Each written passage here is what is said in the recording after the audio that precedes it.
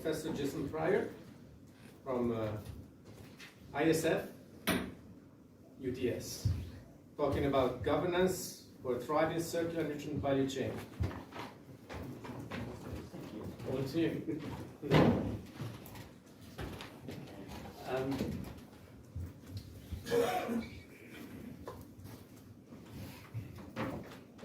So we're just going to change direction here a little bit. So this is focus on governance. We're coming out a bit to the broader picture. We've had a lot today about technologies and other processes.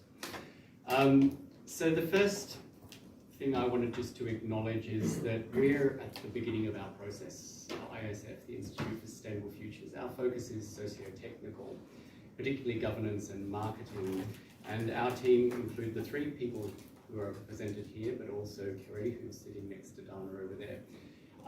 And they'll be presenting later this afternoon on the marketing side. So the first slide, this is just starting, we're going to start in small and then slowly move out into a broader system, in a sense.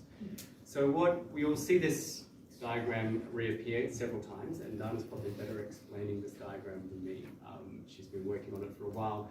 But what it points out is the thriving circular organic value chain of this economy. And it runs through quite a few steps. And governance requires us, in a sense, to look and explore at how we're working on all these different stages of this economy.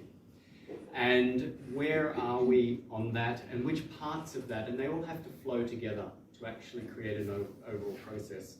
What we've heard today is there's a lot of niche activity, and that's really important. Niche activity is important, but it's the beginning of the process.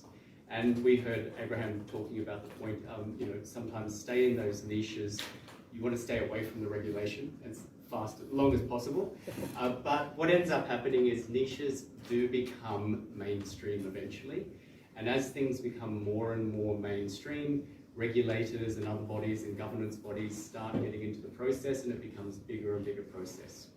So in a sense, we're in this process now. We're sort of, I suppose, at the beginning of this process.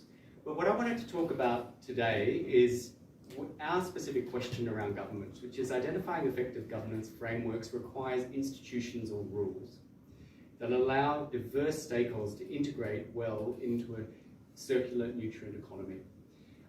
What I mean by rules here or institutions is not buildings, it's all the different rules out there. So there's many different, there's black letter law running through to regulation, but then at the other extreme, a rule can be the basic comment which a lot of people might have around this, which is yuck. That has big power, that's a norm, but it's in society and it's driving things. So you get these extreme sets of pieces of governance and they all come together. And that recently, I'm just stepping right back here, so in a sense, that led recently to the OECD, it was a couple of years ago now, doing this study, which some people might have seen, other people may not have, but it was starting to identify across the 51 cities and regions, which included Melbourne, not actually Sydney, when they were doing Australia, but it looked at all the different areas of governance that are important in this area, and these are some of them. So it led from capacity gaps, which I think a lot of people have been talking about today. So that's the lack of technical solutions and also things like lack of human resources. And we're developing all of those at the moment. Right through to awareness gaps, we're having some comments about that today. That's the sort of yuck factor. How do we get people to think past that? And there were some examples in the video which showed, the whole idea of carbon economies. You're doing something good for the society, for the economy. It's about changing the language and providing adequate information. There's also policy gaps, the sort of lack of holistic visions, lack of political will, right the way through to funding gaps. I'm assuming these slides will be available later, so I'm not going to read every single one of these. This just gives an example of how significant these gaps are considered to be within these 51 cities and regions at the point that this was surveyed.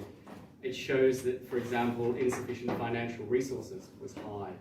I'm not going to run through again all these percentages, but it just gives you an insight into how much of these issues at the governance level are a significant challenge. So where are we? So if you just look back at that slide, I'm going to come back and just point out some of these elements, but there's a whole heap of elements in a sense that you'll see sitting around the nutrient circular economy, which we're trying to do, we're trying to create, and one that's viable and thriving. What we've got is a whole heap of different types of rules that we would be analysing to try and understand, from things like payoff rules, which are around socialisation information, right the way through to boundary rules. Who can play in a nutrient circular economy? For example, what's the jurisdiction when you're doing this work, and who's in control?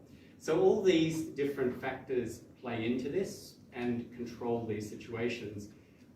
That's just going back to the red is just going back to those points that were being raised in the OECD report. And it highlights, for example, in terms of jurisdiction, there's inadequate regulatory frameworks, incoherent regulation across levels of government, lack of cohesive visions.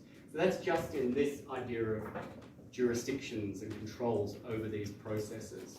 Right the way through to, for example, down the ballot, the one I mentioned before, the yuck factor, it could be called, which is the cultural barriers or lack of awareness. And we need to overcome all of these if we're going to make these economies successful. But it gets even more. This is just looking at one thriving circular nutrient value chains. Sorry, it's after chairing a session for too long. And so when we're looking at this is one example in one jurisdiction, for example. But what ends up happening is we suddenly go out a little bit further again. So we've gone out from just the chain itself to the context of one chain to now looking more broadly where across the world and different contexts, there's multiple governance systems operating on any one context quite often. For example, there's resource systems, different types of resource systems operating, different sorts of approaches to resources, and very different actors.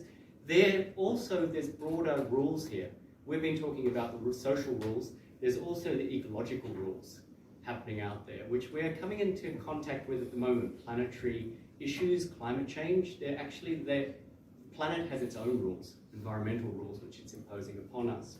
So just to give you some examples, this is just to bring it out a little bit further again. So we've got multiple contexts now imposing on one system, but in that, we then have, for example, in terms of ecological rules, we have climate change, we have natural resource availability, which is restricting on the human systems and regulatory systems, which then come and impact on the thriving circular nutrient value chains.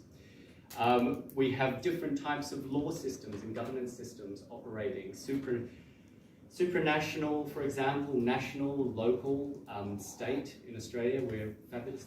One great thing about Australia is we've managed to have a European system in a country of only 22 or 23 million people. We have 3 levels of government. So what I just wanted to highlight is the purpose of this, just quickly today, was to give you that broader context. That is what we're looking at, in a sense. And without considering all this broader context, whilst we're focused on the niche, you can get away with a lot. But as we move more and more to actually taking it mainstream, these processes, that's when the challenges occur. So just to finish, I wanted to introduce Jordan, who's going to help us address some of these issues, and we're probably going to get a small part of what I just showed you addressed. But in that context, I'd just like to point out, it's taken us a little while to find our team because we had to find experts in marketing and law. So what I'll do is, rather than reading about Jordan, I'll just ask Jordan to step up for a minute to explain his background. It's a bit rough when you've got someone in the audience and you're telling them about them. Yeah. And Jordan will also be presenting tomorrow on some of his initial work. Hi everyone. So my name's Jordan. I work at the Institute for Sustainable Futures in the Resource Stewardship team. But I've recently been accepted for a PhD as quite a nice hub. So I'll be starting in November looking at the governance of thriving circular nutrient economies. I have a background in socio-legal research. I studied law here at UTS. So I'm really looking to bring some of those expertise to this research, because some of the stuff we've talked about today, these are technological problems, but to really scale a circular nutrient economy, to address some of the climate challenges that we're facing, that's going to be a governance problem as well, and a marketing problem. So yeah, I'm excited to start this new chapter. Thank you. Thank you.